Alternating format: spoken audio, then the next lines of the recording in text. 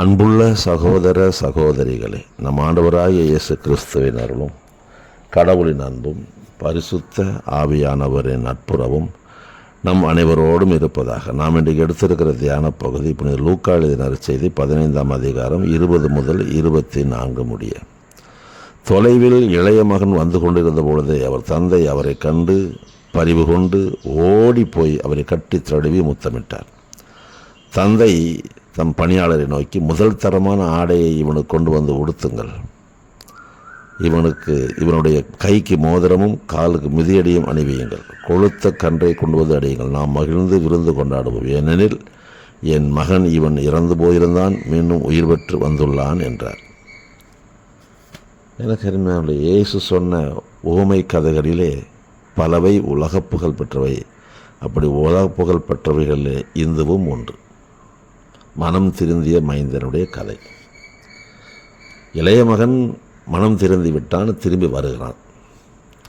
அந்த தந்தை அவனை எப்படி வரவேற்கிறார், அப்படி வரவேற்கும் நிகழ்வு என்னவெல்லாம் செய்து தன் அன்பை வெளிப்படுத்தினார் என்பதை நான் பார்க்க போகிறோம்.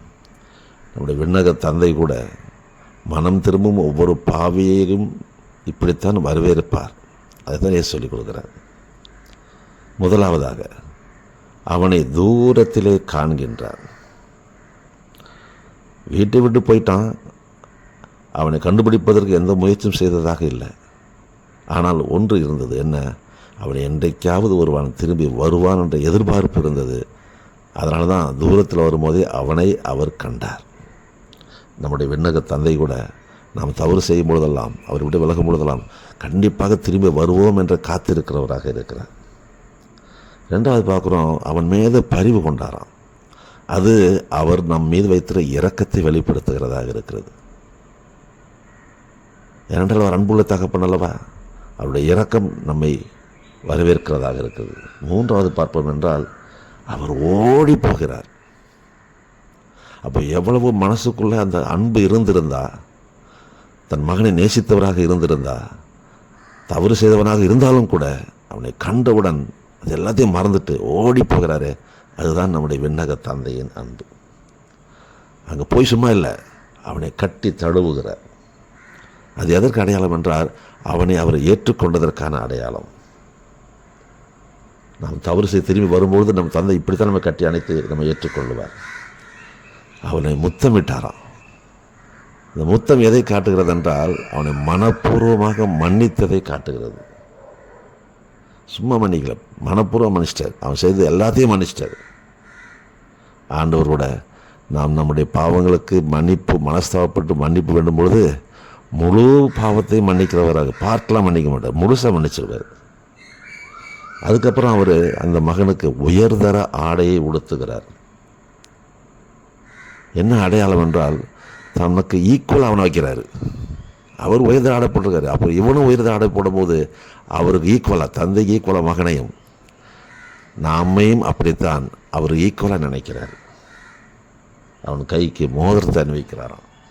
இது எதற்கு அடையாளம் என்றால், அவனுக்கு மகன் என்ற அதிகாரத்தை மீண்டும் கொடுக்கின்றார். தவறு செய்து அந்த மகன் என்ற அதிகாரத்தை இழந்து போயிட்டான். ஆனால் இழந்து போன அதிகாரத்தை ஆண்டவராய் கடவுள் நமக்கு மீண்டும் கொடுத்து நம்மை அவர் அருகிலே வைத்துக் கொள்வார்.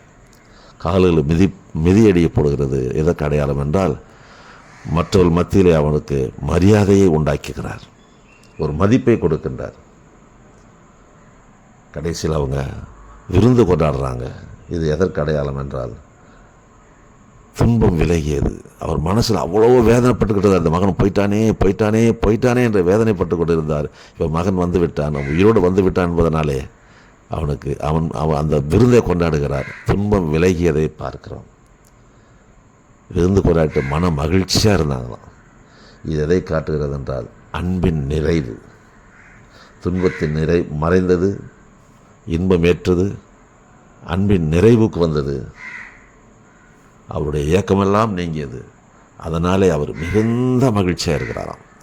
ஒவ்வொரு பாவியும் மனம் திரும்பும் பொழுதும் இப்படிப்பட்ட மிகுந்த மகிழ்ச்சியை நாம் தந்தையை கொடுக்கிறோம் என்பதனாலே, நம்முடைய தவறுகள் செய்திருப்போம் என்றால் மனமு வந்து மன்னிப்பு வேண்டி அவரை நோக்கி பயணிப்போம். ஆண்டவர் நம்மை இப்படித்தான் வரவேற்பார்.